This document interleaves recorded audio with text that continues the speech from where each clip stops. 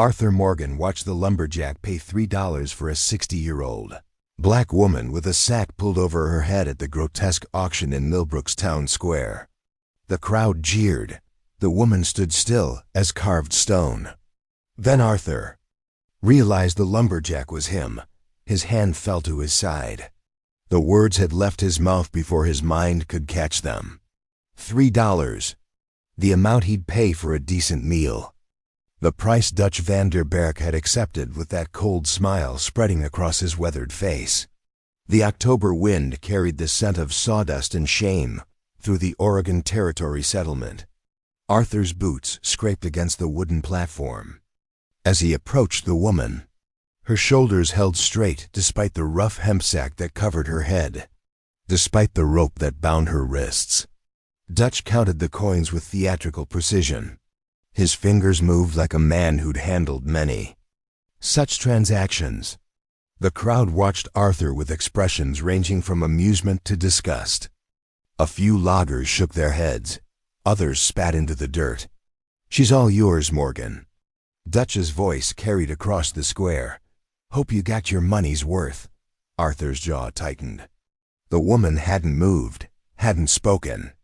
The sack rose and fell with her measured breathing. Nothing more.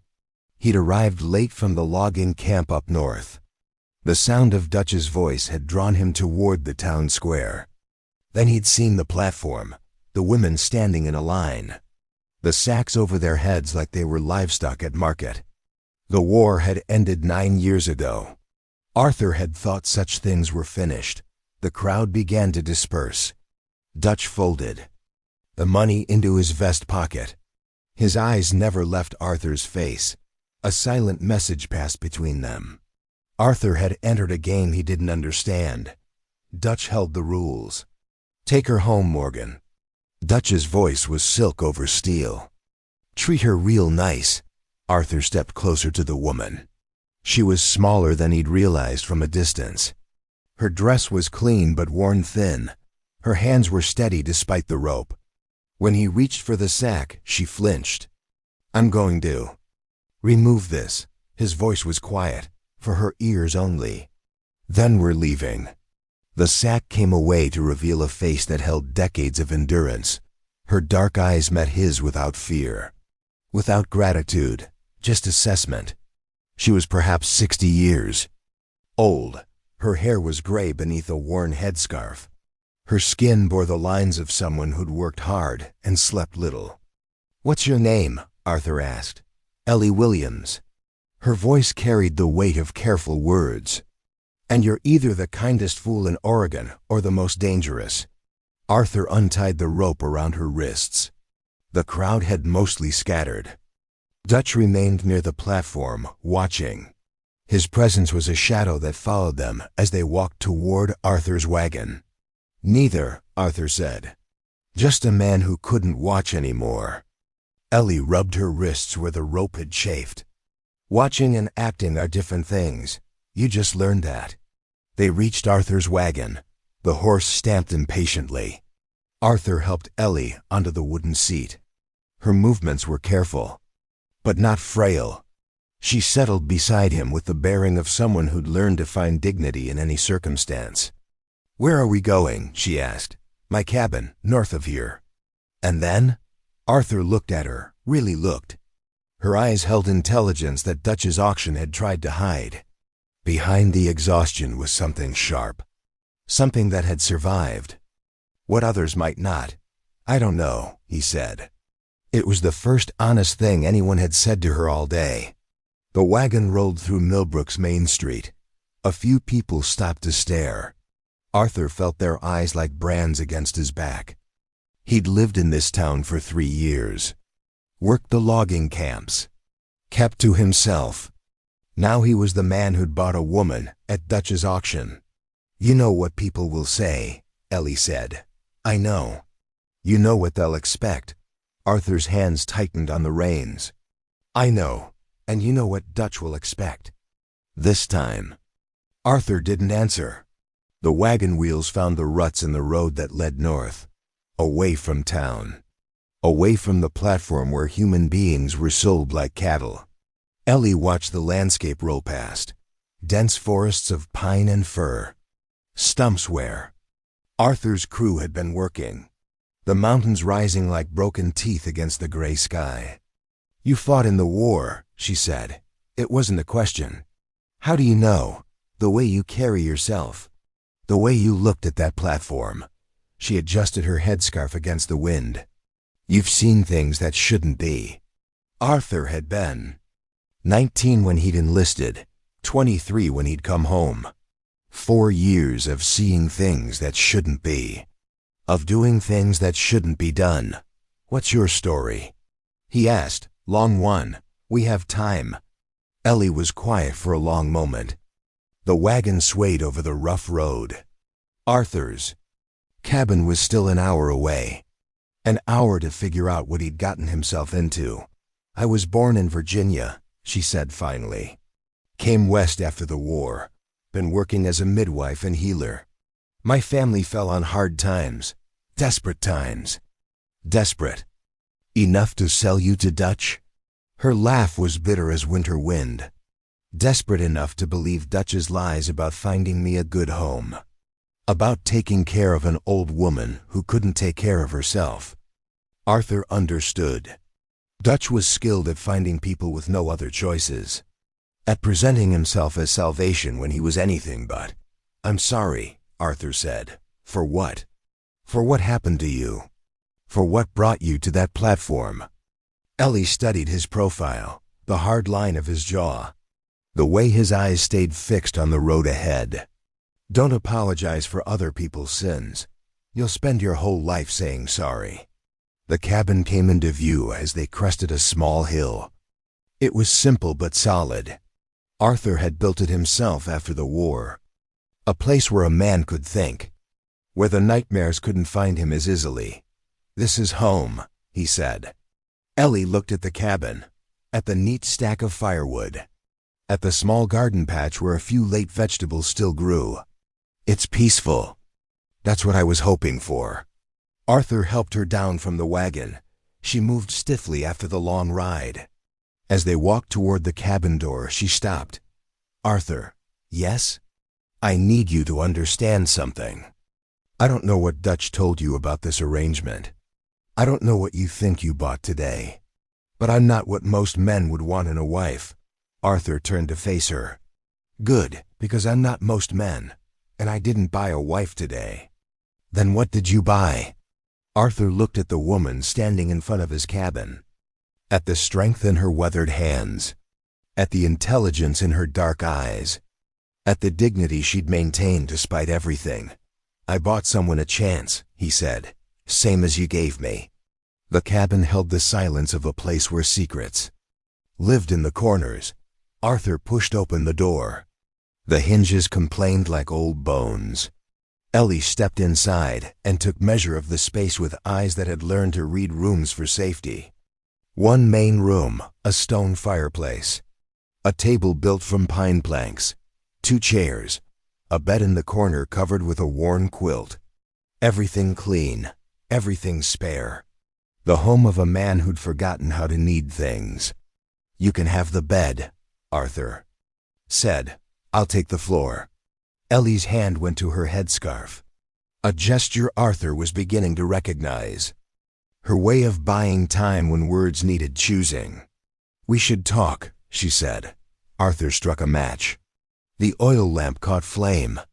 Golden light pushed back the October dusk that had crept through the windows. He moved to the fireplace, built a fire with practiced hands. The kindling caught. The flames found their rhythm. "Talk then." Ellie sat in one of the chairs, her back straight, her hands folded in her lap. The posture of someone who'd learned to carry dignity despite circumstances. "My family sold me to Dutch because they believed his lies. About finding me a good home. About me being too old to work anymore." Her voice carried the weight of betrayal. "They thought $3 was better than nothing." Arthur's jaw tightened. The fire crackled. Orange light danced across the cabin walls. "Where are they now?" "Dead." The word fell into the silence like a stone into still water. Fever took them 2 weeks after they sold me. Dutch wouldn't let me go to them. Said I belonged to him until he found me a buyer. Arthur turned from the fire. How long were you with him? 3 months. Long enough to see what he really does. Ellie's eyes met his across the small room. Long enough to learn things that could get people killed. The wind picked up outside. It rattled the windows. Found the spaces between the logs. Arthur felt the familiar weight of being drawn into something larger than himself. The same feeling he'd had when he'd enlisted. When he'd thought he was choosing something simple. What kind of things? The kind that make a man like Dutch very dangerous to cross. Arthur poured water from a pitcher into a basin. Splashed it on his face. The cold helped him think. In the war, he'd learned to recognize the moment when a situation changed from manageable to deadly. This felt like that moment. He's not just selling desperate women, Ellie continued. He's moving people, lots of people, across state lines. Making promises he doesn't keep. What kind of promises? Work, land, new lives. Ellie's voice was steady, but her hands had tightened in her lap. Instead, he sells them to whoever will pay. Logging camps that need workers. Mines that don't ask questions. Men who want wives who can't run away. Arthur sat in the second chair. The firelight caught the lines around his eyes. Lines that had been carved by things he'd seen. Things he'd done. You saw all this? I saw enough. Heard enough. Dutch thought I was just an old woman who couldn't hurt him. Ellie's smile was sharp as winter wind. Men like Dutch always underestimate women my age. Arthur studied her face. The intelligence that Dutch had missed. The strength that had survived 60 years of whatever had brought her to that platform. You're not just a midwife and healer. I'm exactly what I said I was, but I'm also other things. Ellie stood and moved to the window. Looked out at the darkness that had settled over the mountains. I've been documenting what Dutch does. Names. Dates, places, evidence. Why? Because someone has to. She turned back to face him. Because the war was supposed to end things like this. Because I'm tired of watching people disappear. Arthur felt the familiar weight of responsibility settling on his shoulders. The same weight he'd carried in the war. The weight of knowing that doing nothing was its own kind of sin. What do you want from me? Nothing. Ellie's voice was firm. I didn't ask you to buy me. I didn't ask you to bring me here. I didn't ask you to get involved in something that could get you killed. But I am involved now. Yes. Arthur stood and moved to the fireplace. Adjusted a log with the poker. Sparks flew up the chimney. The fire settled into its new configuration. There's something else, Ellie said. Arthur waited. Dutch will come here. Soon. He'll want to check on his investment. Make sure you're satisfied with your purchase. Her voice carried the weight of experience. He'll expect certain things. Arthur turned to face her. What kind of things? The kind of things men expect from women they buy. Ellie's eyes were steady. The kind of things that prove you got your money's worth. The cabin grew quiet except for the fire and the wind. Arthur felt heat rise in his face. Not from the flames.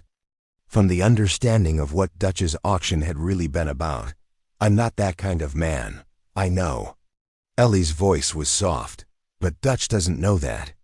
And if he figures out that you're not using me the way he expects, he'll get suspicious. He'll start asking questions. Arthur moved to the window. The glass was cold against his palm. Outside, the forest was a wall of darkness. Somewhere in that darkness, Dutch was planning his next move. What do you suggest? We make it look like you're satisfied. Like I'm being a good wife. Like everything is exactly what Dutch expected. Ellie's voice was steady. And while we're doing that, we figure out how to stop him. Arthur turned back to face her. You bought me, Arthur. That means my problems are your problems now. Ellie's smile was sad. Whether you wanted them or not, the fire popped. A log collapsed into glowing coals. The cabin settled around them like a living thing finding its rest. "I've been alone for 3 years," Arthur said. "Since I came back from the war. I built this place to get away from other people's problems. I know. I came to Oregon to forget things, to stop carrying other people's burdens. I know that too." Arthur looked at the woman standing in his cabin, at the strength in her weathered hands, at the intelligence in her dark eyes, at the burden she carried with such dignity. "You said you learned things that could get people killed." "Yes." "Including us?" "Especially us," Arthur nodded. The decision was already made. Had been made the moment he'd opened his mouth in the town square. The moment he'd said $3. The moment he'd chosen to act instead of watch. "Then we better figure out how to stay alive long enough to use what you know." Ellie smiled. A real smile this time. The first one he'd seen from her. "Now you're starting to understand." Outside, the wind grew stronger. It bent the trees, rattled the windows, carried the scent of winter coming down from the mountains. Inside the cabin, two people who'd found each other in the worst possible circumstances began to plan for whatever came next.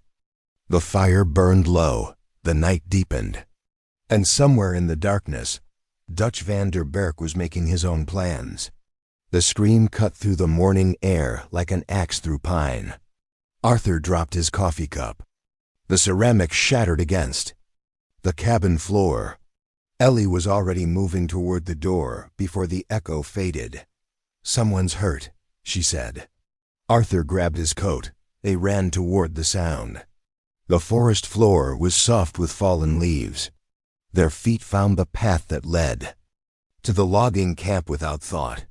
Arthur's breath came in white puffs. The October air was sharp with the promise of snow. They found the men gathered around a fallen tree. Tom Bradley lay pinned beneath a massive pine trunk. His face was white as birch bark. Blood seeped from somewhere beneath the crushing weight. His breathing was shallow, fast.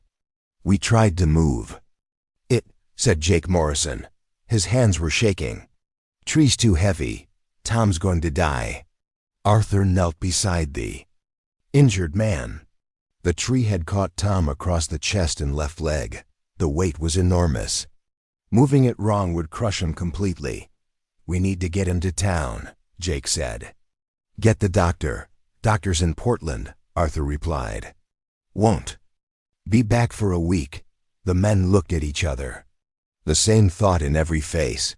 Tom Bradley was going to die. They were going to watch it happen. They were going to have to tell his wife. Ellie stepped forward. Her voice was calm as still. "Water, I need you to listen carefully. We're going to lift this tree. When we do, Tom's going to bleed. A lot. But I can save him if you do exactly what I say." Jake Morrison stared at her. "You're just an old woman. I'm a healer." Ellie's voice carried the weight of authority. "I've been saving lives since before you were born. Do you want to argue? Or do you want to help Tom?" Arthur had never heard that tone from her. The voice of someone who'd commanded respect in operating rooms and birthing chambers. Someone who'd held life and death in her hands. "Tell us what to do," Arthur said. Ellie knelt beside Tom.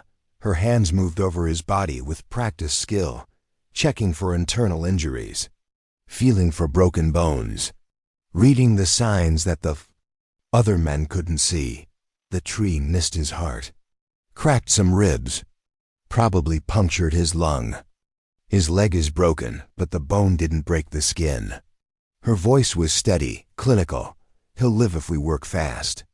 She looked up at the circle of men. "I need rope, clean cloth, a straight piece of wood for a splint, and something to boil water." "In," the men scattered. They brought what she asked for. Arthur organized them into position around the tree. 4 men on one side, 2 on the other. Arthur at the head to guide the lift. "When I count to 3, lift straight up. Don't pull toward you, straight up. Hold it until I say let go." Ellie positioned herself beside Tom, her hands steady. her voice calm. 1, 2, 3. The men strained. The tree rose slowly. Tom's chest expanded. Blood flowed from the wounds. Ellie's hands moved with surgical precision. Cleaning, pressing, binding. "Keep holding," she said. Her fingers found the wound in Tom's side. Applied pressure. The bleeding slowed. She wrapped clean cloth around his chest. Tight but not too tight. Enough to hold the ribs in place. Lower it down, away from him. The men set the tree aside. Tom's breathing was stronger. His color was returning. Ellie worked on his leg. Her hands moved with the skill of someone who'd done this many times before. "How do you know all this?" Jake asked. "I delivered babies for 40 years, Ellie replied. "You learn to handle emergencies. You learn to keep people alive when there's no doctor coming." She fashioned a splint from the straight piece of wood. Bound Tom's leg with practiced efficiency. Her movements were sure, confident, the movements of someone who'd saved lives in conditions far worse than this. "He needs to stay still for a week," she said. "The ribs need time to heal. If he moves too much, the lung could collapse again." Arthur looked at the woman kneeling beside Tom Bradley. This was not the broken old woman Dutch had put on that platform. This was someone who'd commanded respect in a world where respect was earned through skill and results. "You saved his life," Arthur said. "We saved his life." Ellie's voice was matter of fact. "I couldn't have moved that tree alone." The men helped carry Tom to Arthur's cabin. It was closer than the logging camp. Ellie directed them to place him on the bed. She checked his breathing, adjusted the bandages, monitored his pulse. "He'll be fine," she said. "But someone needs to watch him tonight. Make sure he doesn't try to move." "I'll stay," Jake said. "Tom's my partner, my responsibility." Arthur built up the fire. Ellie boiled water, made tea with herbs from her bag. The same bag she'd carried when Dutch had put her on that platform. Arthur realized she'd been carrying her tools all along, ready to heal, ready to save lives. "Where did you learn to do that?" Arthur asked when they were alone outside the cabin. "Virginia, during the war, after the war. Wherever people needed help." Ellie's voice was quiet. "I've been practicing medicine for longer than most doctors have. Been alive." "But you're not a doctor." "No, I'm something better. I'm someone who learned by doing. Who learned by saving lives instead of reading about it in books." Arthur understood. He'd met men in the war who could keep soldiers alive with nothing but determination and experience. Who could work miracles with their hands when the real doctors were somewhere else. "The men will remember this," he said. "Yes, they'll remember that you saved Tom's life. That you knew things they didn't know." "Yes." Arthur looked at the forest around them. The trees that had nearly killed Tom Bradley. The same trees that provided their living. The same trees that hid Dutch's secrets. "Everything's different now," he said. "Yes." That evening, the men from the log-in camp came to check on Tom. They brought food. Brought thanks. Brought a new kind of respect for the woman who'd saved their friend's life. Word spread through Millbrook. The old woman Arthur had bought at auction wasn't what she seemed. She was someone who could heal. Someone who could save lives. Someone who had value beyond what Dutch had claimed. Arthur watched the men's faces. Saw the change in their eyes when they looked at Ellie. Saw the way they listened when she spoke. Saw the way they deferred to her judgment about Tom's condition. He also saw something else. The way they looked at him with new respect. With understanding. Arthur Morgan hadn't bought a burden at that auction. He'd bought a treasure. The sun set behind the mountains. The cabin grew quiet except for Tom's steady breathing. Jake Morrison sat beside the bed, watching over his friend. Arthur and Ellie stood on the porch, looking out at the darkening forest. "Dutch will hear about this," Ellie said. "I know." He'll want to know how his $3 purchase became the most respected woman in the county. Arthur nodded. The wind carried the scent of pine and the promise of winter.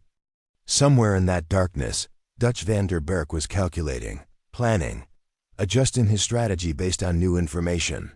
"Let him come," Arthur said. Ellie looked at him, saw the change in his posture, the way he held his shoulders, the way he looked at the forest without fear. "You're not the same man who bought me at that auction," she said. "Neither are you." They stood in comfortable silence. Two people who'd found something valuable in each other. Something that had nothing to do with romance or marriage or the kinds of arrangements Dutch expected. They'd found partnership, respect, purpose, and Dutch van der Berk was about to discover that his $3 investment had become something he couldn't control. Dutch van der Berk arrived at Arthur's cabin like a storm that had been building for days. His black horse stamped against the frost-covered ground. His breath came in white clouds. His eyes moved over the scene with the calculation of a man who'd built his fortune on reading weakness in others. Tom Bradley was sitting up in bed. His color was good. His breathing was steady. Jake Morrison sat beside him, playing cards. Both men looked up when Dutch entered. Neither looked afraid. "Heard you had some excitement," Dutch said. His voice carried the false warmth of a politician. "Heard your woman saved Tom's life." Arthur stood near the fireplace. His hands were loose at his sides. His eyes never left Dutch's face. "Ellie helped," Arthur said. "We all did." "Ellie." Dutch tasted the name. "That's what you call her now. Not wife, not woman. Ellie." Ellie emerged from the kitchen area. She carried a tray with coffee and biscuits. Her movements were calm, steady, the movements of someone who belonged in this place. "Mr. van der Berk," she said. "Would you like some coffee?" Dutch studied her. This was not the broken woman he'd sold 3 days ago. This was someone who moved with purpose, who spoke with confidence, who looked him in the eye without flinching. "You've been busy," he said.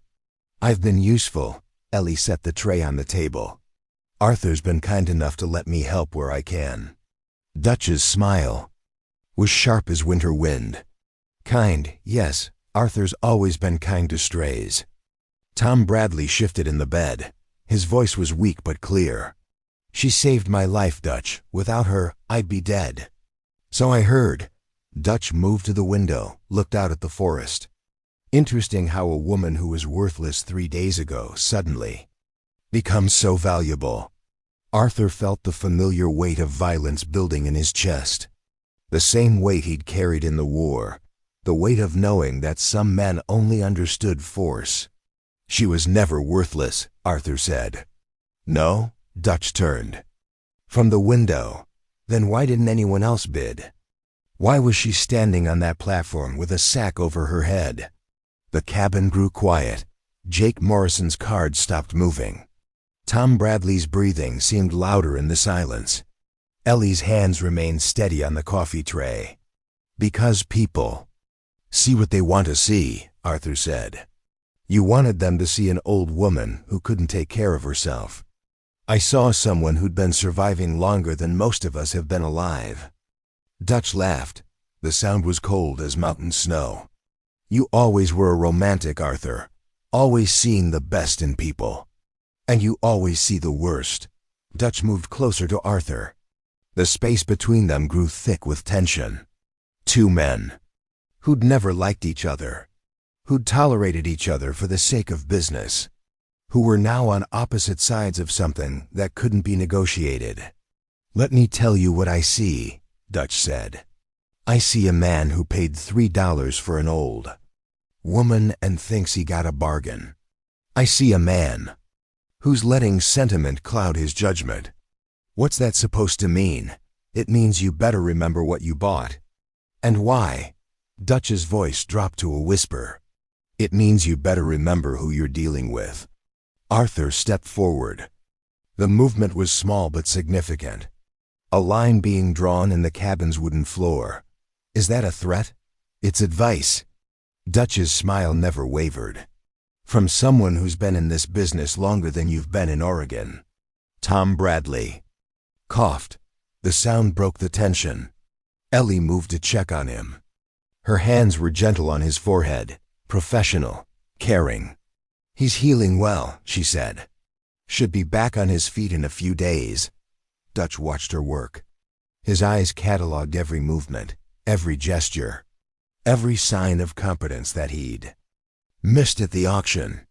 You know, he said, I might have underpriced you, Ellie. Seems like you're worth more than $3. Ellie's hand stilled on Tom's forehead. The cabin grew quiet again. Arthur felt the weight of Dutch's words. The implication, the threat. She's not for sale, Arthur said. Everything's for sale, Arthur. It's just a matter of price. Dutch moved toward the door. I'll be in touch. Make sure you're taking good care of my investment. He left without another word. The cabin door closed behind him.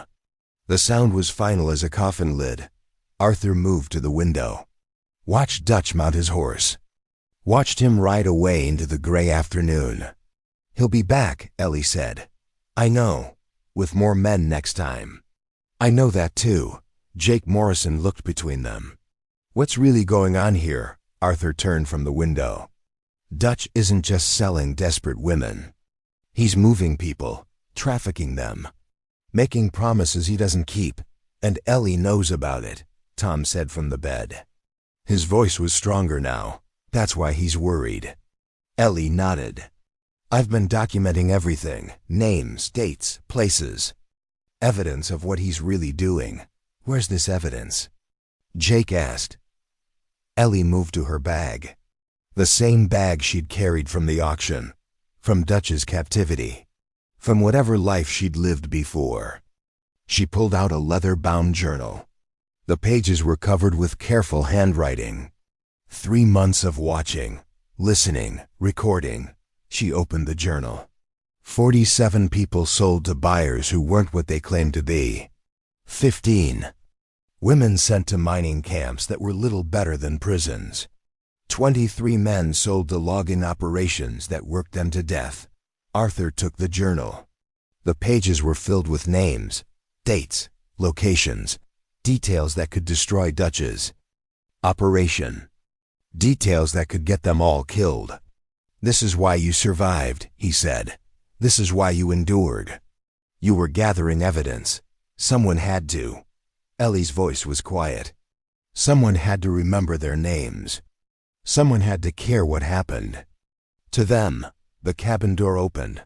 Arthur tensed. His hand moved toward the rifle above the fireplace.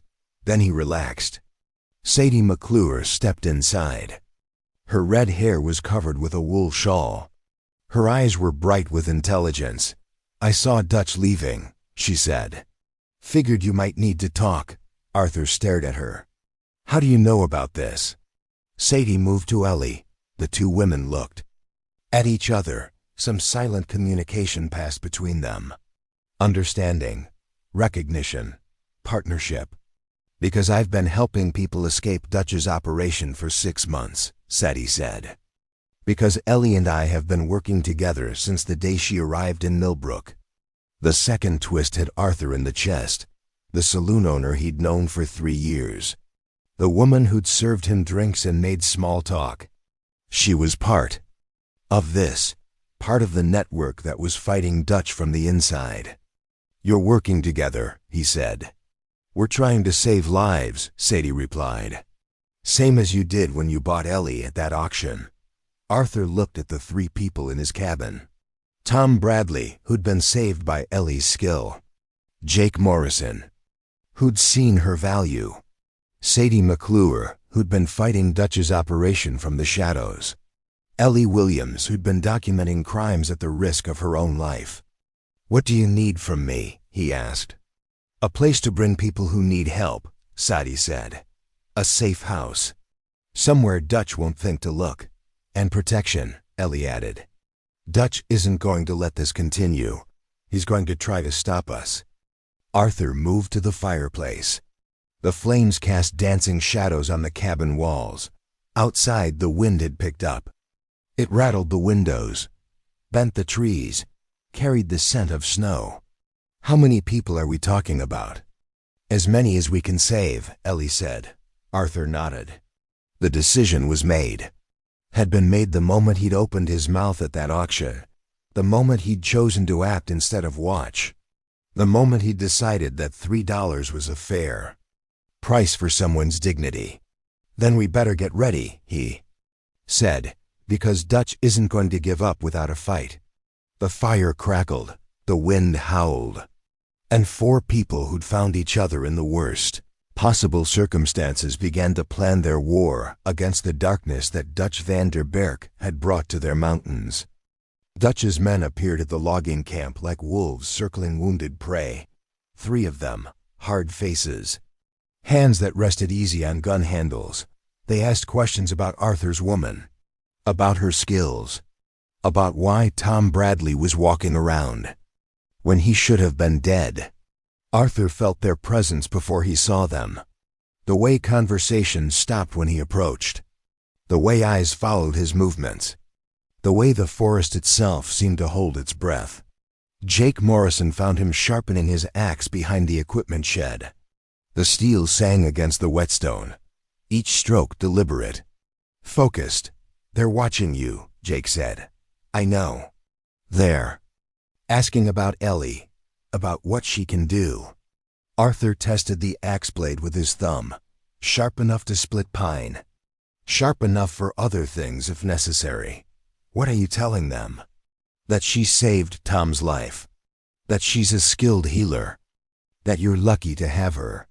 Jake's voice was steady. Nothing they don't already know. Arthur set down the axe. The late afternoon sun slanted through the trees. Long shadows stretched across the camp. The kind of light that made everything look like it was ending. Dutch offered me a contract, Arthur said. Best logging territory in the county. Enough work to keep me busy all winter. That's good news. There's a condition, Jake waited. I have to get rid of Ellie, send her back to town, let Dutch handle her resettlement. The words hung in the air between them. Jake understood. Dutch's generous offer was a trap, a test, a way to separate Arthur from the woman who knew too much about his operations. What did you tell him? That I'd think about it. Arthur picked up his axe. The weight felt good in his hands, familiar, honest, the kind of tool that did what it was designed to do without pretense or deception. I'm not giving her up, he said. I know, even if it means losing everything. I know that too. They worked in silence until the sun disappeared behind the mountains. The camp settled into its evening rhythm. Fires were built. Food was prepared. Men gathered around the flames to share stories and complaints. Arthur walked home through the darkening forest. The path was familiar now, worn smooth by his boots and Ellie's. The cabin windows glowed with warm light. Smoke rose from the chimney. The scene looked peaceful, domestic, normal. Inside, Ellie was tending to a young woman Arthur had never seen before. The girl was maybe 17. Her face was bruised. Her clothes were torn. Her eyes held the hollow look of someone who'd seen too much. This is Mary, Ellie said he brought her. She escaped from one of Dutch's buyers. Arthur knelt beside the girl. Her hands shook when he moved closer. Fear was written in every line of her body. You're safe now, he said. No one's going to hurt you here. Mary's voice was barely a whisper. He said he was going to marry me, give me a home. Then he locked me in a room. Said I belonged to him now. Arthur felt the familiar weight of anger building in his chest. The same anger he'd carried in the war. The anger that came from seeing innocents destroyed by men who treated people as property. Where is he now? Arthur asked. Still looking for me. He paid Dutch $50. Said he wanted his money's worth. Ellie's hands were gentle on Mary's shoulders. He'll never find you. We won't let him. Arthur stood, moved to the window. The forest was dark now, full of shadows that could hide watching eyes. Dutch's men were out there somewhere, waiting, planning, calculating their next move. "We can't keep this up," he said. "Every person we help makes Dutch more desperate, more dangerous." "What are you suggesting?" Ellie asked. Arthur turned from the window. "We end this, all of it. We stop running and start fighting." Ellie's journal lay open on the table. Pages filled with evidence, names, dates, crimes that could destroy Dutch's operation if they reached the right people. "The federal marshals are coming through next week," Ellie said. Sadie sent word. "They're investigating reports of illegal trafficking. Dutch will disappear before they get here. He'll destroy the evidence, kill the witnesses." "Not if we give him something else to focus on." Arthur looked at her. "What do you mean?" Ellie's voice was steady, calm, the voice of someone who'd made a terrible decision and accepted its consequences. "We stage another auction, make it look like Dutch has new merchandise. Give him a reason to stay in town, using who as bait?" "Me." The word fell into the cabin silence. Arthur felt the air leave his lungs. The same feeling he'd had in the war when bullets passed too close. When death brushed against his shoulder. "No, it's the only way. Dutch thinks he controls me, thinks I'm just property that you bought. If I go back to him willingly, he'll believe he's won." Arthur moved to the fireplace. The flames cast dancing shadows on the walls, the same shadows that had watched him make his decision 3 days ago. The same shadows that had witnessed everything that followed. "He'll kill you. Maybe. Or maybe he'll be too greedy to waste valuable merchandise. Maybe he'll put me back on that platform and try to sell me again." Arthur understood. The plan was simple, dangerous, probably suicidal, but it might work. "You go back to Dutch. He stages another auction. The marshals arrive during the sale. They see the evidence firsthand and arrest everyone involved." Arthur stared into the fire. The logs crackled. Sparks flew up the chimney, the same fire that had warmed their conversations, that had witnessed their growing partnership, that had seen them transform from strangers to allies. "I won't let you do it alone. You have to. If Dutch sees you helping me, he'll know it's a trap." "Then how do I protect you?" Ellie's smile was sad. "You don't. You trust me to protect myself. Same way I've been doing for 60 years. Mary looked between them. "What about me? What about the others Dutch has taken?" "You'll be safe," Ellie said. "Arthur and Sadie will get you to the marshals. You'll testify about what Dutch did to you. Help put him away forever." Arthur moved to the table, picked up Ellie's journal.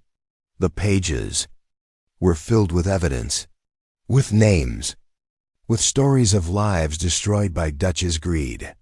"When do we do this?" "Tomorrow night. Sadie's already spread word that Dutch has new merchandise. The town will be watching." Arthur nodded. The decision was made. Had been made the moment Dutch had offered him that contract. The moment he'd realized that choosing safety meant abandoning everything he'd come to value. "There's something else," Ellie said. "Something I need to tell you." Arthur waited. "I have family in California, a sister. Nieces and nephews I've never met." Her voice was quiet. "If this goes wrong, if Dutch kills me, I want you to know that I wasn't alone in the world." Arthur felt the weight of her words, the gift she was giving him. The knowledge that the woman he'd bought for $3 had people who would mourn her loss. "You're not going to die," he said. "We're all going to die, Arthur. The question is whether we die for something that matters." Outside, the wind picked up. It rattled the windows, bent the trees, carried the scent of snow and the promise of winter. Inside the cabin, 3 people who'd found each other in the worst possible circumstances prepared for the battle that would decide everything. The fire burned low. The night deepened. And somewhere in the darkness, Dutch van der Berk was making his final calculations. Ellie Williams stood on the auction platform for the second time in a week. The same rough wooden boards beneath her feet. The same jeering crowd gathered in the town square. The same sack pulled over her head. But this time, she had chosen to be there. Dutch van der Berg's voice carried across the square, confident, commanding, the voice of a man who believed he had won. "Gentlemen, we have a special offering tonight. A woman with proven skills, a healer who can save lives, who knows her place, who understands her value." Arthur watched from the edge of the crowd. His hands were steady at his sides. His eyes never left the platform. Federal Marshal William Hayes stood beside him, dressed as a traveling merchant. Mary huddled close to Sadie McClure, ready to testify when the moment came. "What am I bid for this fine specimen?" Dutch called out. The crowd stirred. Men leaned forward. Arthur felt the familiar weight of violence building in his chest, the same weight he'd carried in the war.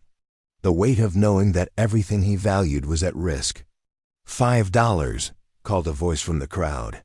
10, called another. Dutch's smile was sharp as winter wind. "Gentlemen, this woman is worth far more than that. She's been trained, tested, proven valuable." Arthur watched Ellie's shoulders, the set of her spine, the way she held her head despite the sack. She was ready for whatever came next, ready to sacrifice herself for the chance to destroy Dutch's operation. $15, someone shouted. 20, the bidding continued. Dutch's eyes gleamed with greed, with satisfaction, with the belief that he had regained control of something that had briefly slipped away. Then Marshal Hayes stepped forward. His badge caught the lamplight. His voice cut through the crowd noise. "Federal Marshal, this auction is over." The square erupted. Men scrambled for exits. Others reached for weapons. Dutch's face went white as birch bark. His confident smile crumbled into something desperate and dangerous. "You have no authority here," Dutch snarled. "I have the authority of the United States government and evidence of federal crimes." Hayes pulled out a warrant. "Dutch van der Berg, you're under arrest for human trafficking across state lines." Dutch's hand moved toward his gun. Arthur was already moving. The skills he'd learned in the war took over. He tackled Dutch before the weapon cleared leather. Both men went down hard on the platform. The crowd scattered. Dutch's men tried to escape. The marshal's deputies appeared from their hiding places. The carefully planned trap snapped shut. Arthur pulled the sack from Ellie's head. Her eyes were bright with triumph, with satisfaction, with the knowledge that they had won. "Are you hurt?" he asked. "I'm fine." Her voice was steady. "Is it over?" Arthur looked around the square. Dutch was in handcuffs. His men were being arrested. The platform where human beings had been sold was surrounded by federal officers. "It's over." Marshal Hayes approached them. "Ms. Williams, we'll need your testimony, your journal. Everything you documented." Ellie nodded. "I have names, dates, locations, everything you need to shut down the entire network. And victims willing to testify?" "Mary's ready to tell her story. There are others. People who were too afraid to speak before." Arthur helped Ellie down from the platform.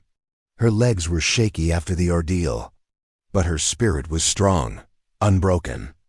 The same spirit that had survived 60 years of hardship and emerged stronger. "What happens now?" Arthur asked. "Now we rebuild," Ellie said. "We help the people Dutch hurt. We make sure this never happens again." They walked through the town, square together. The same square where Arthur had first seen Ellie, where he'd made the impulsive decision that changed both their lives, where he'd paid $3 for something priceless. "You saved them all," Arthur said. "We saved them. All of us, together." Sadie McClure joined them. Her face was bright with relief. "The marshal says Dutch will go to prison for a long time.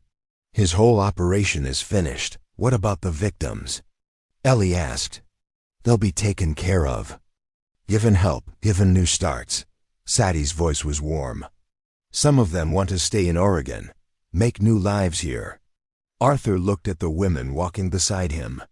At the strength they'd shown, at the courage they'd displayed, at the partnership they'd built in impossible circumstances. The cabin's too small for all of us, he said. Then we'll build something bigger, Ellie replied. A real safe house, a place where people can heal, where they can find their footing again. They reached Arthur's wagon, the same wagon that had carried Ellie away from her first auction, that had brought her to the cabin where she'd found respect, where she'd found purpose, where she'd found something better than romantic love. I have something to tell you, Ellie said. About my family in California. Arthur waited. My sister wrote to me, through Sadie. She wants me to come visit. 2. Meet my nieces and nephews. Ellie's voice was quiet. I haven't seen her in 20 years. Arthur felt something shift in his chest. Not pain, not loss, something deeper. Something that felt like completion. You should go, he said.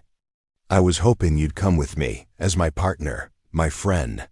Arthur looked at the woman who'd transformed his life, who'd shown him that there were more important things than hiding from the world, who'd taught him that true partnership was built on respect and shared purpose. I'd be honored. They climbed into the wagon, the same wagon that had carried them into this adventure, that had witnessed their growing partnership, that had seen them transform from strangers to allies to something deeper than either had expected. What did you give me, Arthur? Ellie asked as they drove away from town. Arthur thought about the question, about the woman who'd stood on that platform twice, who'd risked everything to save people she'd never met, who'd shown him what real courage looked like. More than love. He said finally, I gave you respect, partnership, the chance to be who you really were. And what did I give you? Arthur looked at the mountains rising around them, at the forest that had hidden so many secrets, at the cabin that had become a sanctuary, at the woman who'd shown him that isolation wasn't the answer to his war wounds. You gave me purpose, he said. You gave me a reason to be the man I was meant to be. The wagon rolled through the Oregon Territory darkness.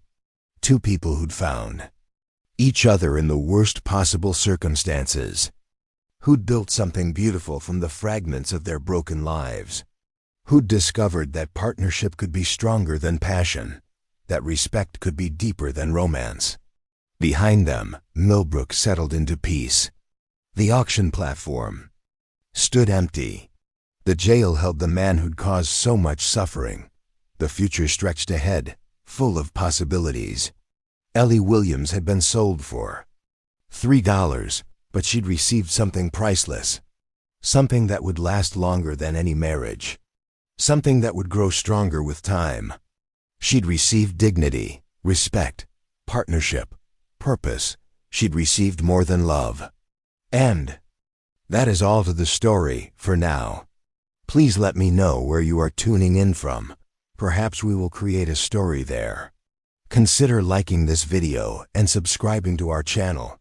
And if you enjoy our content, click this video on your screen. I promise you, it's worth watching. See you tomorrow.